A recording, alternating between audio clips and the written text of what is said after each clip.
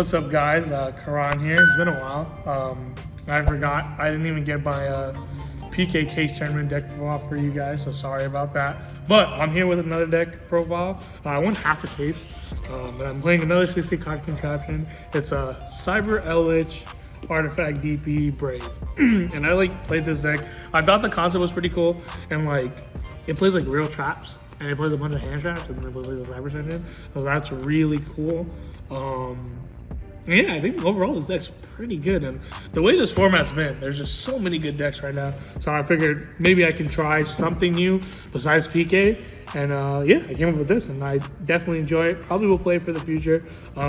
This list isn't perfected yet by any means, and yeah, before I start, shout outs to Top Choice Gaming. Of course, love my guys. Shout out to the team. Shout out to everyone that came out, and yeah, let's get into the deck profile.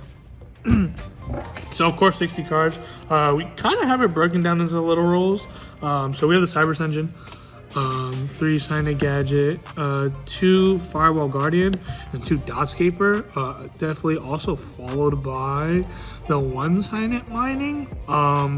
So people would just argue you can play 3 Dotscaper. I just wanted to send it mining for instances where I opened up the Eldritch traps and you can just send it off. It's not terrible. You can send it off. You can send the Water Girl too. So that's really important. Comes up every now and then. Easy side out too, so yeah. Then we play a bunch of hand traps. 3 Ash, 3 Ogre, 3 Bell, 3 Nib, and the card that definitely overperformed, I didn't think it performed that well, was the 2 Ghost Mourner. This card's really good. Just like having, like for example, like negating, I remember my friend was doing his full combo and I Ghost Mournered his Baron, and obviously he kept it for a negate, and then like at the end of all his turn, Sword doesn't really put a negate besides the Baron. I got to nib him, so that was pretty good. But yeah, this card overperformed for sure. Don't know if I could main it to 3, but it was good overall. And then the Brave stuff, Water Enchantress, Griffin Rider, those are pretty solid cards. 3 Rites of Armesia, of course, 2 Faithful, and Joe go back. Big shout out to Joe for the 2 Faithful. Me and him just agreed that this card is just really good, and I was always playing it with 2, and I was playing originally Magician's Souls in this deck, so like 2 was correct, but like I think I just got so accustomed to playing with 2, and yeah, and this card's just really good for a grind. So yeah. And then I guess somewhat breaks, somewhat. 1 Lord. We didn't play more. I just wanted to keep it at 1. If it got caught by the grave, they got caught by the grave. Really couldn't do anything about it. But I think like they would hit more things with caught by the grave before they get to hit this. So yeah. But 1 actually overperformed. I want to consider 2. It's just hard. I feel like I just don't have space. But the 1 itself usually breaks boards. Like if you draw it with an odd hand, it just breaks boards on its own. So yeah. 1 Scythe, of course, and then Celestial Dasher. You draw this all the time, but thank God Disciple puts a card back, so thank God. Double Fusion Destiny. This card's just fantastic. Just can't really say anything about that. And then 1 Foolish. Foolish is really good. Sometimes you just need to send the Enchantress. There's odd instances where you send Lord just to put a little bit of pressure on your opponent, but yeah, overall it's pretty good. And then traps, there's a lot of them. 3 Singreen, 3 Conquistador, 3 Hakero. I really want to cut this to 2, just can't get myself to do it. You need to see one of them at least to get the engine going, so kind of want to just max out. The other cards aren't that good, so I don't really see a reason to play them. 3 Strike, 3 Judgment, 3 Treasure Tribute, and then 2 Ice Dragons. I couldn't get myself to play a 3rd one. I think this card's just like average, but like this card's also really good because it can out Dragoon if you bait the Dragoon to get it out. So yeah, I think that's why I kind of play, because this deck has a hard time with Dragoon, even though it's not as relevant in the moment. And then yeah, that was 60 cards. Of course, I don't know if I would play less than that. It's kind of hard in this format, but yeah. And then Extra Night. This isn't really standard, but I played 2 Disciple. I just felt like it was coming up a lot, and I just didn't want to miss it, so I just played those. 2 Devotee, pretty good card. People forget this is a mandatory trigger. Regardless when it's summoned, it has to activate. Even if you've already used it, that's just how it goes.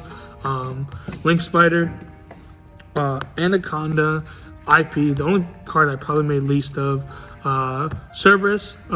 Again, this card was, I think, I had Oppo in here for a second, for a minute at least, and it just doesn't come up as much because, of course, Devotee locks you out. But I just wanted, like, when you have a Disciple or like a Link Spider, like, co-linking it and drawing a card is like pretty worth it, especially if you're discarding an Eldritch card, so like it kind of replaces itself. That's really good. Dagda, really good. Lila, I played Dark before too. Dark just wasn't coming up as much as like Firewall Guardian's really good. Dark isn't just not as relevant in terms of like CYBERSE at least, because like I was making CYBERSE more than I was making Dark. So yeah. Phoenix, that card's fantastic. Unicorn, same thing. Access code, because you kind of need to break their board, make one of your own once you like break their board with this, and then try to make an Anaconda.